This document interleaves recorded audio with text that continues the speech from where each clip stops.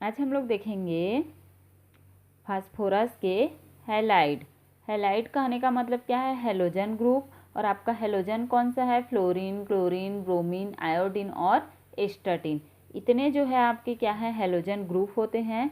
तो फास्फोरस के साथ मिल करके जब ये यौगिक का निर्माण करेगा तो उसको क्या बोलोगे? फास्फोरस के हैलाइड। तो फास्फोरस के हैलाइड में आज हम लोग पहला देखेंगे फास्फोरस पेंटाक्लोराइड के बारे में। फास्फोरस पेंटाक्लोराइड की जो आकृति होती है वह त्रिकोणीय द्विपिरामिडीय होती है और इस प्रकार की संरचना बनेगी उसकी, जैसे कि त्रिकोणीय बन गया और उसके ऊपर 2 पिरामिड और उसके बॉन्ड एंगल का मान कितना होता है? 120 डिग्री। ठीक है, तो इतना तो होगा इसका सिंपल सा इंट्रोडक्शन या फिर जनरल इंट्रोडक्शन बोल सकते हो फास्फोरस के हैलाइड में फास्फोरस पेंटाक्लोराइड का। अब आगे देखते हैं हम लोग फास्फोरस पेंटाक्लोराइड की केमिकल रिएक्शन या फिर रासायनिक अभिक्रिया। तो देखो, केमिकल रिएक्शन ऑफ PCl5 या फिर फास्फोरस पेंटाक्लोराइड। इसमें पहला है जल अपघटन।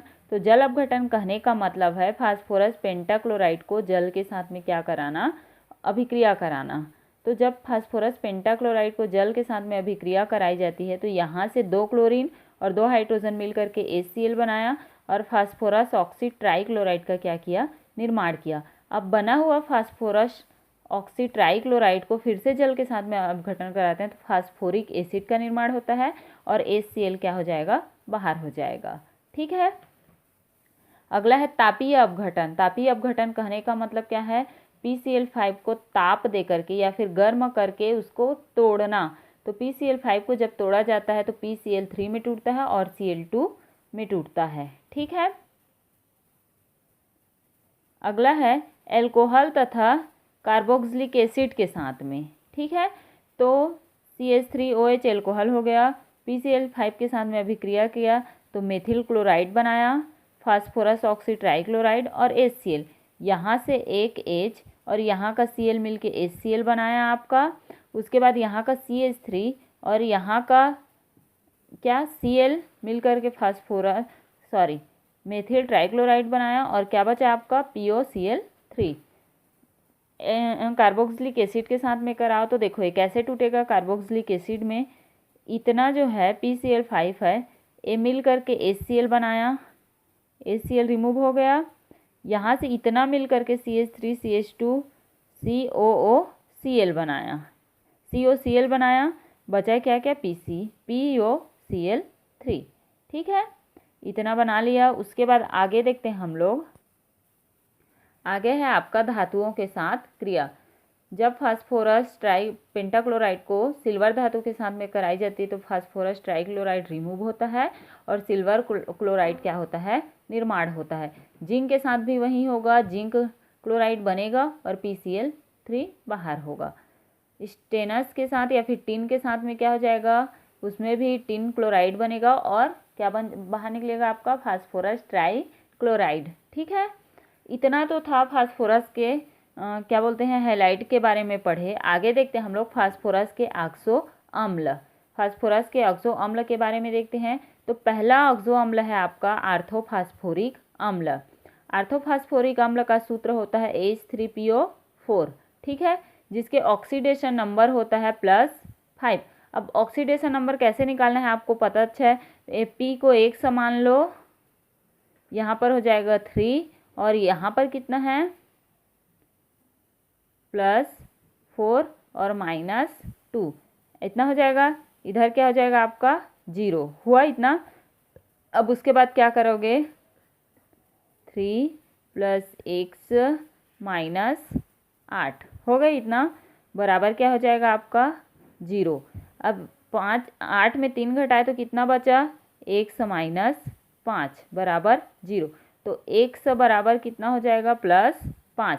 तो इस प्रकार से आप बोल सकते हो आर्थोफास्फोरिक अम्ल में फास्फोरस का ऑक्सीडेशन नंबर या फिर ऑक्सीकरण संख्या कितनी है? +5 है।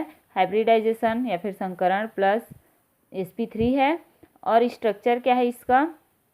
चतुष्फलकीय।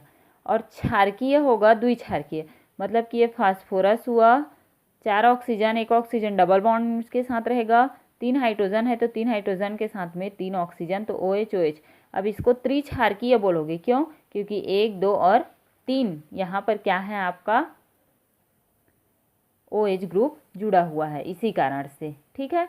और इसके एनहाइड्राइड का क्या बनेगा, देखो एनहाइड्राइड जब इसको आप क्या करोगे, सुखाना है, एनहाइड्राइड मतलब कि उसको पूरी तरह से सूखा करना है, तो H3PO4 डाइमर बनाएगा। डाइमर मतलब कि जस्ट उसका डबल कर दो, ठीक है, डाइमर मतलब कि जस्ट उसका डबल। तो अब इसको तोड़ोगे तो कितना हो जाएगा, P2O5, बचा क्या क्या है आपका 3 6, तो 3H2O, ठीक है। उसके बाद क्या हो जाएगा आपका, उसके बाद देखो 3H2O, फिर से उसका डाइमर कर दो तो P4O10, तो क्या बोलोगे आप, इसका डाइमर क्या है ऑर्थोफॉस्फोरिक अम्ल का, P4O10। सबसे पहले एनहाइड्राइड कहने का मतलब है उससे जल के अणु को बाहर निकाल दो। जल के अणु बाहर निकालने के लिए, एनहाइड्राइड बनाने के लिए सबसे पहले अम्ल को लेना है, उसका डाइमर मतलब जस्ट उसका डबल करना है। डबल करने के बाद यहाँ से जल के अणु को रिमूव कर देना है। जल का अणु रिमूव होते ही जो आपका मॉलिक्यूल बनेगा वो आपका क्या होगा, फास्फोरस का एनहाइड्राइड। दूसरा है आपका आर्थोफॉस्फोरस अम्ल H3PO3, इसका सूत्र क्या है, H3PO3, ऑक्सीडेशन नंबर निकाल लेना, +3 ही आएगा। हाइब्रिडाइजेशन sp3, और बेसिसिटी मतलब कि द्विक्षार मतलब क्षारकता कितनी होगी, द्विक्षारकीय, तो यहाँ पर O3 है तो 1 2 3 ऑक्सीजन हो गया, H 1 2 3 H, तो 2 के साथ में ऑक्सीजन लगा है तो द्विक्षारकीय हुआ। इसका भी एनहाइड्राइड बनाने के लिए सबसे पहले आर्थोफॉस्फोरस अम्ल को लिए, उसका डाइमर मतलब जस्ट उसका डबल बनाए, वाटर के अणु को रिमूव किए, और जो बना है उसका फिर से डाइमर करना है, तो जो बनेगा वहीं उसका क्या होगा, आपका क्या हो जाएगा, उसका एनहाइड्राइड। स्ट्रक्चर देख लो, 1 2 3 4 बन गया आपका, सबके साथ एक एक ऑक्सीजन जुड़ गया, फिर बचा हुआ जो है इसके साथ, और ऐसे फिर जो यहाँ पर दिख रहा है वो उसके लोन पेयर को शो कर रहा है।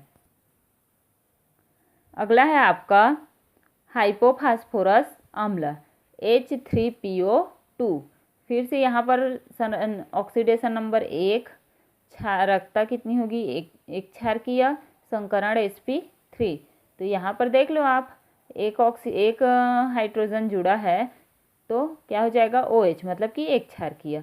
अगला है आपका पायरोफॉस्फोरिक अम्ल H4P3O7, क्षारकता इसकी कितनी होगी, 4 होगी। कैसे होगा, देखो P3 है आपका,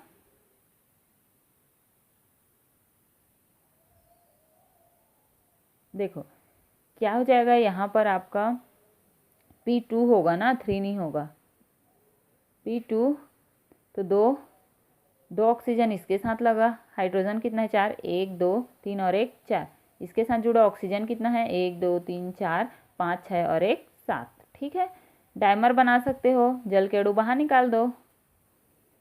पायरोफॉस्फोरस अम्ल H4P2O5, फिर से कर दो वही चीज़, P डबल बॉन्ड लग गया, बचा ऑक्सीजन लगा दो एक एक, तो कितनी इसकी क्षारकता कितनी हो गई, द्विक्षारकीय, ऑक्सीडेशन नंबर कितना हो गया 3, और संकरण क्या हो जाएगा sp3।